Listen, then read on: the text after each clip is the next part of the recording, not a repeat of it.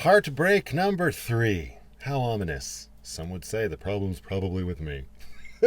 And they might be right. And that's fine too. It's all part of the process of learning who you are as a person.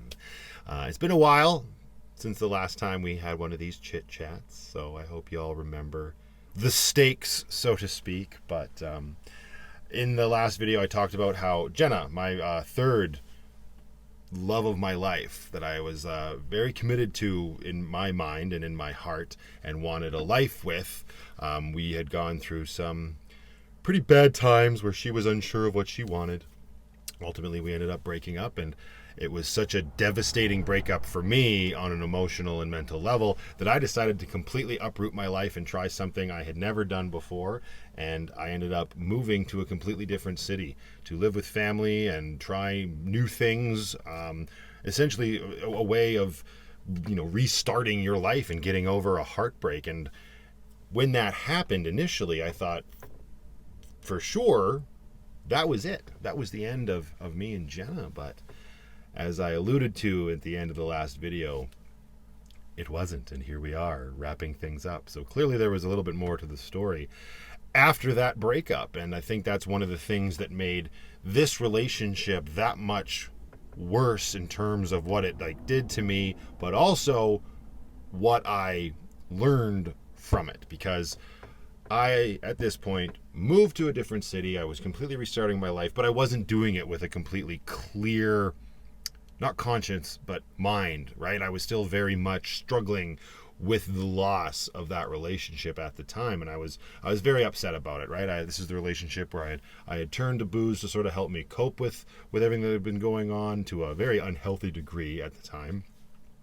And I brought that with me. You can't run away from your demons and your problems, right? A lot of us think that we can, but you take that with you. If it's ingrained in your heart, if it's ingrained in your mind, it goes with you wherever you are. No distance is going to solve that. The only thing, in my experience, that actually solves that sort of heartbreak is time. That's something that has proven itself to be true time and time again, no pun intended, to me, as the one thing that makes everything better. You just have to be willing to, get through that time, and that can be a challenge depending on how much your heart is broken, And anyway, my focus when I first got there was honestly to try to, hone in and find out who I was, spend some time with me. But I learned very quickly after moving that turns out human beings respond to drastic changes. And even though we were broken up, Jenna, all of a sudden, well, I shouldn't say all of a sudden, but damn near close to all of a sudden wanted me back because she couldn't have me anymore. At the time, I didn't really realize what was happening. I was just happy that she was reaching out to me and starting another line of communication and saying that she was sorry and that she wanted to work things out. Looking back on it, that was obviously happening because I removed something from her life. I removed myself. And I think that's human nature. We want what we can't have. So we can behave in one way so long as things are the way we need them to be. But as soon as something in our ecosystem changes, like the boyfriend that I'm unsure of moving away to a different city, all of a sudden things are out of our control. And it kind of helps hone stuff in and give perspective to things. Not always a healthy thing though, right? So at the time I didn't know that's exactly what was happening. Like I said, I was just thrilled at the prospect of her and I talking again. Now that wasn't to say that I was so naive that I immediately jumped back into this relationship and said, absolutely, let's do it. I'll move back and screw this. No, I was very set in my ways that I now lived in this new city. It wasn't but 3 hours, right? From Calgary, another big city called Edmonton. And that's where I was. It's about a 3-hour drive if you're driving legally. So it's not like I was in Italy, but it was long distance, right? And I don't know, I guess we were just dumb kids at the time. I say kids, but we were in our mid-20s at this point. So it's dumb kids to some people, but when you're really talking about the grand scheme of things, no longer children, stupid adults, we can go with that. We thought we'd make that work. We thought we could make it work.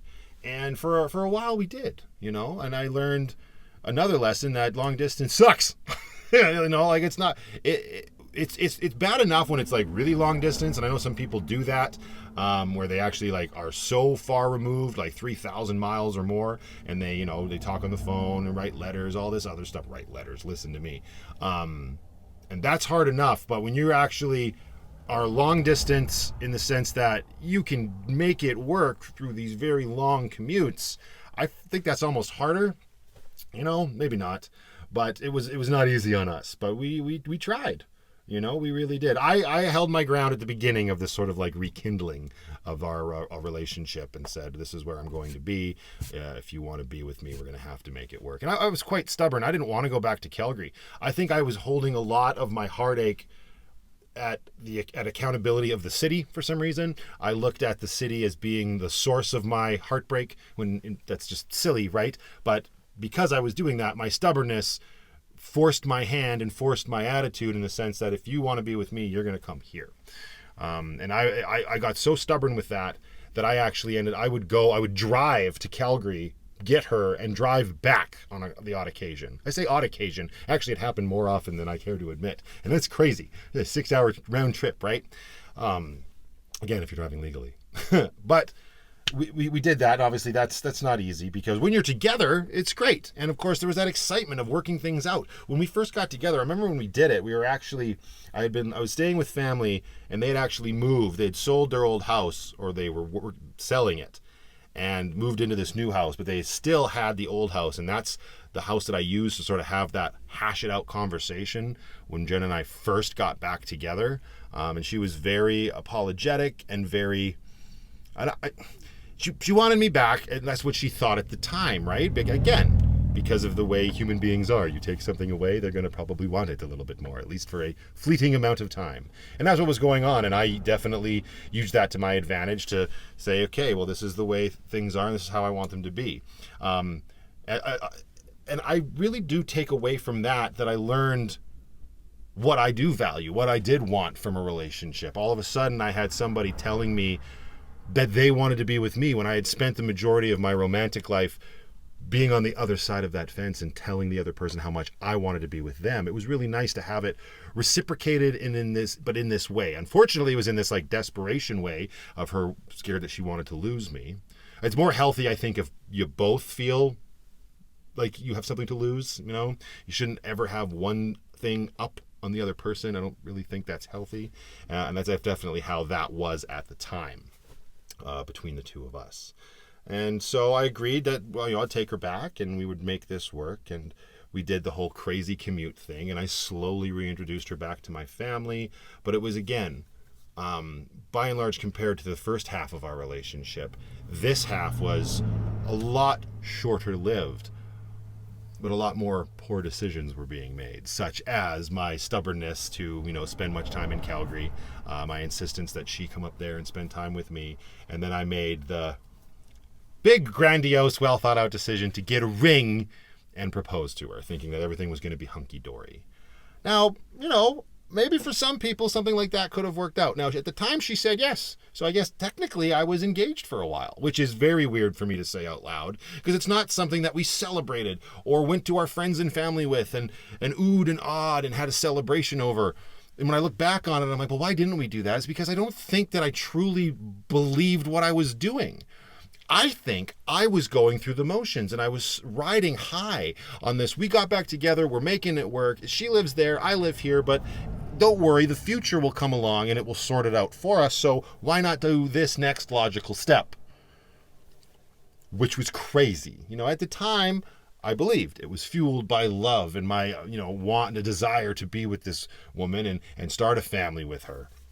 But it was so fleeting. And I think that might have been what finally sort of rounded things out for her and woke her up to the idea that she was only missing me because I was gone, because I had removed myself from the situation. I could be wrong. Maybe it wasn't. But when I think back on that time, after we got engaged, there was a lot less time together.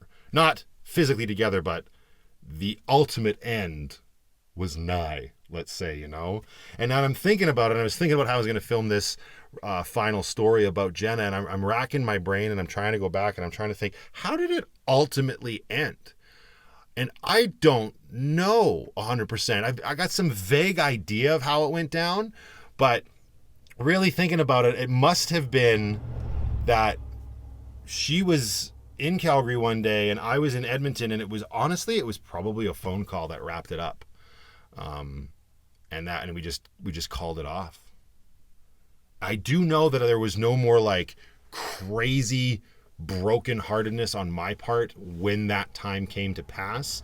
It's probably because I knew it was coming. I probably knew I was living a bit of a lie.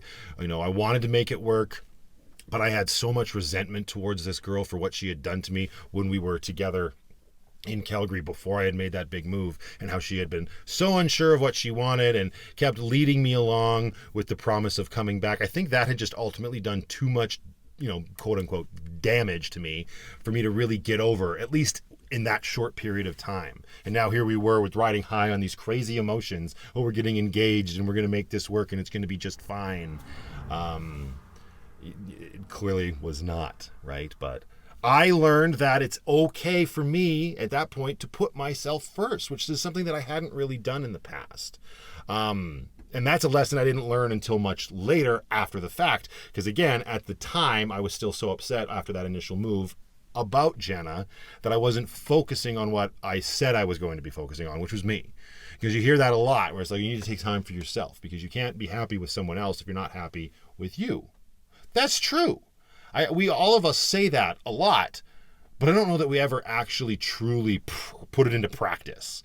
That's something I have been doing way more of at this point in my life for sure. But back then, and this was probably, just around 13, 14 years ago that this was happening, I didn't know it. I said, I'm doing this for me. I'm taking this time for myself. But I wasn't steadfast in that decision, because as soon as she called, I answered, and Bob's your uncle. We decided to try to patch it up. It's hard though, right? You can't just automatically say, well, I shouldn't have done that. It was silly. It's easy to look back on it and say, and point out the mistakes you've made. But in the moment, at the time, you just want to be happy, and you just want the pain to stop, right? You don't want to feel that pit in your stomach. You don't want to feel that torment of yourself being ripped apart. You just want it to end. And, honestly, to give credit to the relationship, that second half of the relationship, it did heal certain wounds. And it did allow me time. I think at the end of the day, if anything, since we didn't end up together, we didn't end up where I thought I wanted to be at the time, that second phase of our relationship, that getting back together and being engaged, at the very least, helped me get over the heartbreak and bring everything into perspective to understand that Jenna and I simply were not meant to be, right? And I don't hold anything against her anymore. It was a rough situation for both of us. We were both sort of like crappy at love at that point, right? Like, we were doing our best. We thought we knew what we wanted, but neither one of us really knew who we were as individuals, right? And, I used to think when I was younger that I was super confident. I knew who I was, and who I was somebody who wanted to be with somebody else.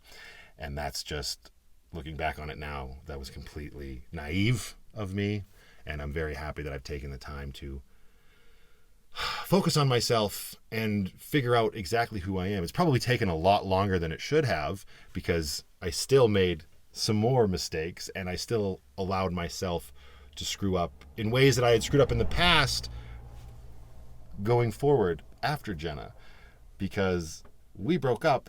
I didn't leave. I didn't move back to Calgary right away. And, as much as Matthew had learned at that point, it wasn't enough to keep him from making some pretty silly mistakes. But that is a story for another time. I just want to say thank you very much to everybody for watching and listening to me talk about this. I hope some people can sort of relate to and understand what I'm saying. This is it's not a pity party, even though plenty of people are going to assume that. That's fine. You can't make everybody happy, because me and you are not tacos. But again, thank you very much for watching. And until the next one, just go out there, be happy, be creative, be yourselves. And most importantly, just be positive.